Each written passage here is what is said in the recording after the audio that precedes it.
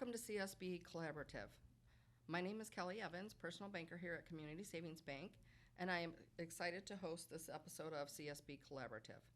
Today I'm happy to have Robert Stiles here with us from Revolution Realty to talk about the housing market, the steps of buying and selling a home, and of course, Revolution Realty. Rob, welcome to the podcast. Thanks, Kellee. Glad to be here. Rob, to start off, tell our listeners a bit about yourself and Revolution Realty. Yeah, absolutely. My name is Robert Stiles. I have been in this area since basically my sophomore year of high school. And I've been a licensed real estate agent since 2010. That's hard to believe for me that 12 years has happened in my career already. So it's been great. Kind of a local guy for the most part. Got family and friends here. My office and real estate company is down in the Nubo District area in the Water Tower Place building. And other than that, I could continue on, but it'd be a biography if I wasn't careful. So, yeah, love the area. Love Cedar Rapids. Well, why don't you tell our listeners why you decided to start a real estate company, of all things? Well, basically in 2010, before I had worked in real estate, I actually worked in technology at AT&T.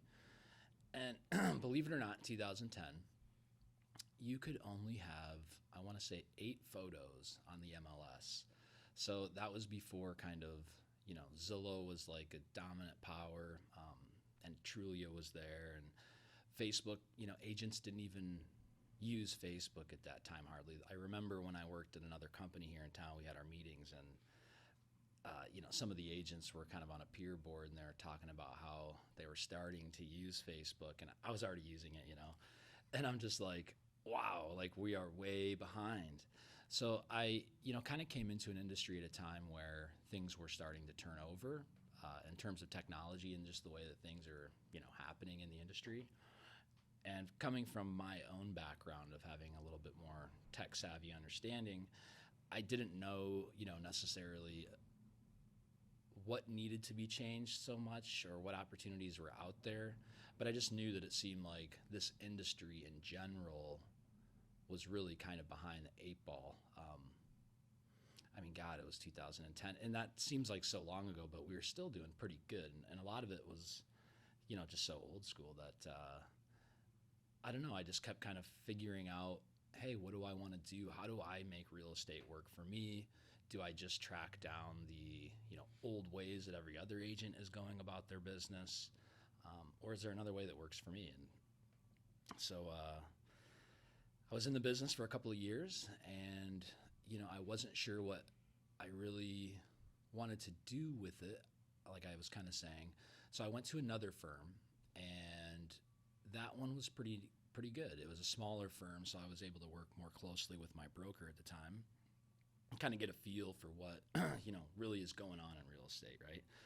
And then I worked there for about a year and 2 or 3 months, and then I felt like, hey, I'm the kind of guy that likes to do things myself, for better or for worse. I might be the guy in the garage that's like screaming and banging at something because I just want it to work, But I just really was like, hey, I kind of started to gain a little experience, and then decided, hey, I want to open my own firm and take a crack at this, and had a ton of success. But then, really wanted to scale back because it was almost just too much. You still want to have a life. You still want to have your sanity. And when your phone's never stopping, that's not work-life balance. I'll just put it that way. Right. So trying to get some wisdom. And I guess overall, to answer your question, why did I start Revolution Realty? Just because I like to do things my own way, and I just felt like there were a lot of holes in the market that could kind of be addressed in a way that maybe I saw fit that wasn't really happening. Oh, that's good. Yeah. That's good. Well, it's been amazing to watch Revolution Realty grow here in the last few years. Share with our listeners why they should choose Revolution Realty for their next home transaction. Ooh, that's a good one. Well, you'd be helping a local business, so that would be key. We like that. And there's several good real estate brokerages out there that are, locally owned. There's some franchises also. For us, the name Revolution Realty Team, our brokerage is slightly different in the way that we actually our whole company is a part of a team. So it's not like, hey, I just get Rob and his expertise when I list with my company or work with my company.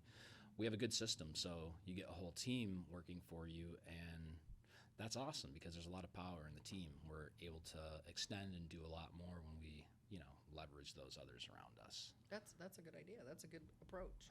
Thanks. Yeah, it just Yeah. seemed natural to me. Yeah. Well, I Yeah. know your team also has a podcast. What Does. prompted you to start the podcast, and what is the goal of it?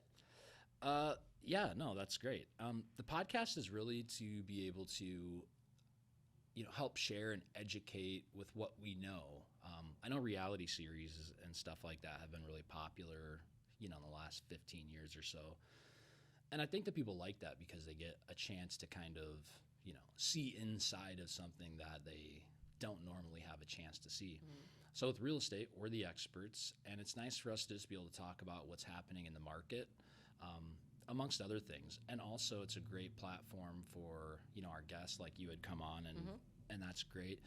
And we have other vendors and folks that come on, and it's really just a way to be able to knowledge share and to leverage the strength of our vendor network and just really be symbiotic and collaborative to help educate. Really, it's really just all about pretty much education. So Right. and it's good. So. Yeah, and I know when we did the podcast with your team, we covered a lot of different areas, and kind of gives people, maybe you mentioned something that, oh, I hadn't thought of that. Yeah. So it just kind of gives them points to think about. So And how often are you like hanging out with like a banker and an agent and just being able to pick their brains, and in this, like, we go through a lot of things, and so when we kind of go off topic, it's like, oh, well, here's a story about that, or it just helps connect the dots for people that are interested in anything related to the podcast we might be doing. yeah, I really enjoyed it. So That's good. No, it's great. well, as we both know, the housing market has been a little crazy the last year. It has. What do you foresee happening with the market in the next few months? Well, I think, okay, so basically from Thanksgiving to Christmas, it always starts to kind of slow down anyways. So we have kind of like an annual cycle that we're, going through. But at the same time, I can't say for sure without looking at the data, but man, I know in my 12 years, I've never seen interest rates, doing what they're doing right now, just in terms of just the movement, just incredible movement. I mean, last year you could get a 2.5%, and now we're, tickling at 7%. So it's like, wow. And granted, we've never seen, a coronavirus or a stimulus package and an inflation effort by the Fed to, try and tighten everything up. I think that overall, like, the whole world's just changing so much. And so I guess on the seasonal part of it, it starts to slow down, like I'd mentioned. But with the interest rates, it is really starting to kind of push the market down a little bit. The demand for the buyers has started to slow a little bit. In the higher price ranges, it's slowing down a little bit. People still always need a place to live. It's not like a stock where, you can just dump your investment. It's like, no, you have to live somewhere, and that's the beauty about a house in a way, being an investment also. But the lower price ranges, they still have a ton of activity right now, because they're more affordable, right? It's like, without doing the math, it's hard to say off the top of my head, but if you were going to buy, let's say, like, a $100,000 house at let's just say 3 or 3.5% interest rate, your payment is vastly different for that same house at a 7%, probably in the area of $300 or $400 a month in just interest. So you can't afford as much house, so that starts to bring those housing prices down over time. We're just kind of starting to see that because, as you know, earlier in the year and last year, this has been the most, I think, incredible aggressive seller's market that I know for me that I've ever seen in this area. And granted, I kind of got in at the last dump in 2008. We had the financial crisis, so me being in at 2010, I was kind of on the rebound. So I watched sort of the whole cycle go, and now we're back at the top of another one, trying to kind of understand what that means again. And it's definitely interesting. But I would just say, people always need a place to live. And, if you're thinking about buying or anything anything like that, try not to only think about the investment part, because no matter what, the houses 20 years ago, are still going to be less money than they are today. And so the market as real estate always appreciates by nature. And Right. so, if you're going to be in that house for a while, it's really not as big of a deal. You're just going to catch it on a different, cycle. And you need to think about like, hey, no matter what the interest rates do, what's always true? And what is true is, location, and condition. And so it's like, hey, just make, your house the best that you can and enjoy it, and just, realize that the market will stabilize, but it might not be for a little while. And it's hard to say right now in the world how long that'll take, but that's the best part about this investment. You get to live in it. Right, So right. you get to actually have a benefit What's beyond happened just in the last couple of years is kind of unprecedented. So exactly. yeah, What are you guys seeing like on your side? it's really slowed down. Yeah, Yeah. a lot. Do you think that's People a are lot just, and because people of the who year? were, especially like first-time home buyers who were looking, they're kind of holding off now, seeing what spring Yeah. does. I don't blame them. Yeah. Well, there aren't a lot of buyers out there right now, just like we're talking about. There are a good amount of people who are working to sell their homes. So, as a real estate agent, what tips or tricks do you have for those looking to sell their home? Well, I think the most important thing is like, I tell all of my sellers first off, it's like, make sure your house is clean. Like, and I mean clean, like a toothbrush in the corners. And it sounds really silly, but you could pay somebody to clean for you, or you could clean it yourself. But it's like that literally, could be one of the most important things, and that's something that you as a seller can take on yourself and not have to spend a lot of cash, from having a contractor come in and do it.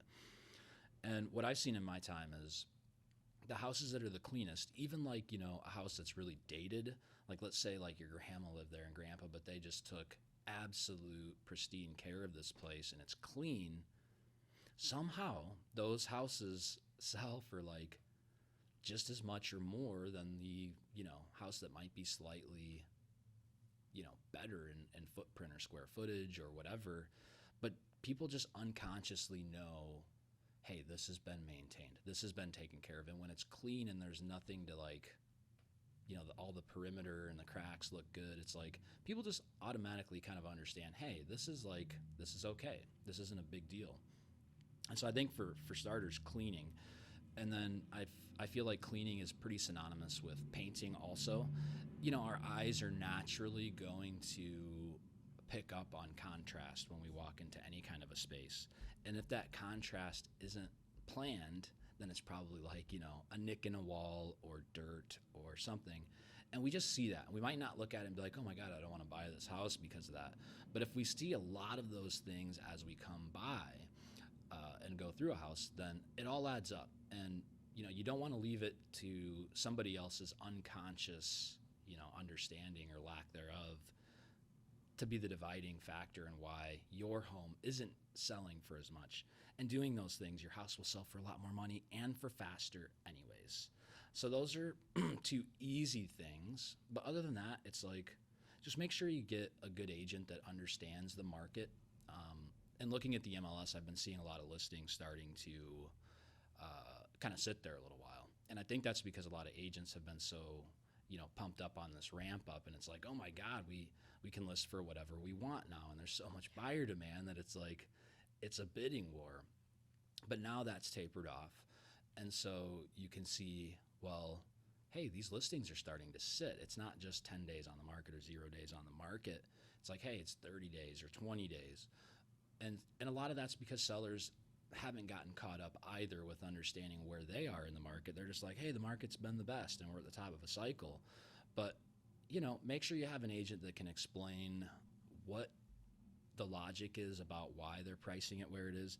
And I don't mean just like, hey, let's take 3 or 4 properties. I mean, you really want to have an agent that like can take a whole side of town and break that down, and then, do micro and macro outlooks at what, is going on. And then if you sell it, or if you get it listed correctly, you will sell for faster and for more money, because every day that you're on market and you don't sell to a buyer, that looks like, well, what happened?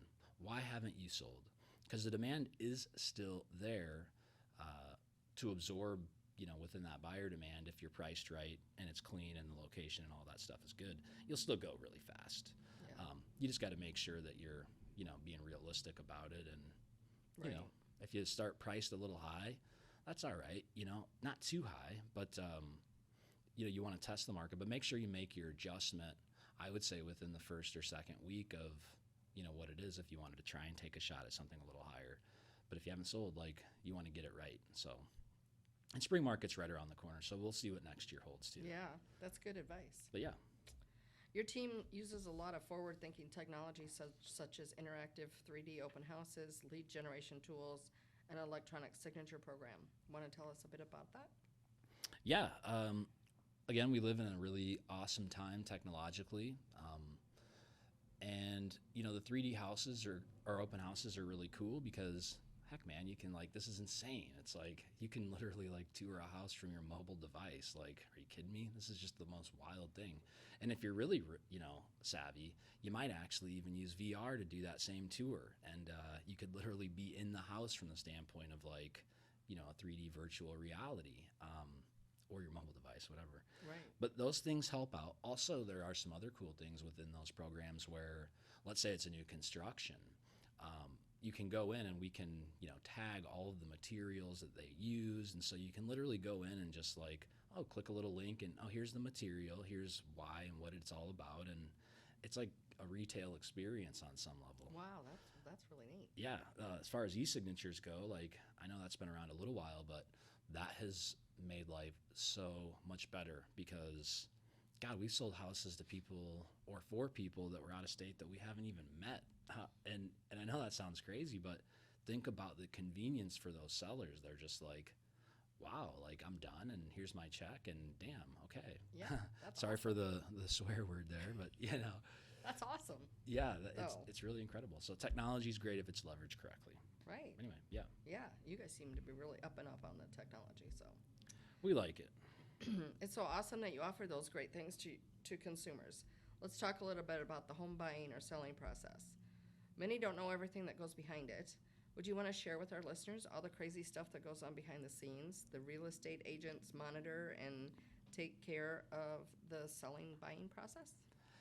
Yeah, well, I would just start to say a really good agent, is basically a counselor and diplomat and many other, things. But there's so many things. You have, both companies have a title company or both brokerages, right? So there's a broker, and if it's another agent from another firm comes in, you have another broker. So you got two brokers, you got two agents, you have a lender usually or potentially, you have two escrow companies, you have an appraiser, you have inspectors, you have sellers, you have to navigate, getting in and out of the home to do appraisals and inspections. I think it's human nature that, let's say we get an offer, let's say you're a seller and you get an offer, you're like, yeah, this is awesome. And you're like, hey, your mind starts to take it and say, okay, well, I've sold my house for these terms. But then once you're not done yet, you have to go through inspections. And so now you got to go through inspections, and sometimes that doesn't go as great as you might want as a seller, but it's okay. I think you have to just zoom back out and be like, okay, before I, hired this agent, before I was on the market, what was my goal? Why am I selling? It's bring yourself back out to that Google Earth view and not street view, if that makes sense. Right, yeah. And a good agent can help a seller or a buyer do that and be like, hey, what are my goals? What are my priorities? Why am I doing this? Because it's, anytime something changes, humans are resistant to change, right? On some level. So when in a transaction something changes and feels uncertain, and we have, most of the time houses are actually, a person's biggest financial investment. So imagine the emotional, uncertainty, and it just brings a lot of kind of anxiety and fear at times. And so an agent that's really good, that knows their stuff, can, literally just be a firefighter and just be like, all right, we're putting that fire out. That's not actually real. Here are the options. Here's what it really looks like. Here's why you're doing what you're doing. And let's move on to the next thing. And then people are like, oh my God, thank God. It's you're more like a trail guide in a lot of ways than you are a real estate agent, because you're just trying to help people navigate and stay on track. Right. Kind of the sounding board and Yeah. sometimes a reality check. Lenders are the same way. A good lender, anyway. A good lender. There's lots of them out there. Yep. We're not all created You equal. just have to, you have to use all your, whatever you want to, I don't know, your customer service. I think you got to use your heart, really, and your intellect combined. And so you have to say, hey, like, we live in a really intellectual society in a lot of ways, but it's like we got to get back to using our heart also. And I like that. And doing That's both awesome. of those things. Yeah. Because it makes your life actually better as an agent. Right. Also, you're not like, hey, I just go out here and I just sell my soul for an economic benefit. It's like, that's not really probably a happy person usually. So it's like you have to find a way to inject some compassion and some actual empathy. Yeah, some truth into that. Yeah. I like that, to use your heart. Yeah. I got to remember that. Well, just do it. So, Rob, where can our listeners find more information about you and your Revolution Realty team? Yeah, thanks for asking. You can Google us, which a lot of people do, and you'll find our profile there. We're proud of our reviews. We have quite a few good ones, and our customer service experience. You could also call 319-849-5252, or you can find us online, on Facebook, of course, or at www.revolutionrealty.team. And you can find information about how, we have current promo about our 5% commission. Also, you can find out about how we are doing 45-day listing contracts, and that's our way of saying, hey, like, we don't want to be in a bad marriage here. If we haven't done our homework on the front end to get this figured out, hey, 45 days for you isn't the greatest risk, and you don't have to pay anything unless you sell, of course. And for us, it's like, hey, we're not going to be in some negative relationship that we, didn't understand on the front end was the way that it was. So it's like, we're really just trying to make sure that we're shooting correctly, and we're taking that on our side. So we're pumped about those things, and we'll continue to, make adjustments in the market to just be symbiotic with what the needs of that market are. Yeah, so that's a great approach. I like it. Yeah, thanks. Well, we like it. Well, Rob, thanks for being our guest on this episode of CSB Collaborative Podcast. It was great having you here. Yeah, thank you for having me. And everybody have an awesome day. Appreciate it. Thanks. Did we go over? No, not much. Kind of got off topic a few times. Whoops. Yeah, I know.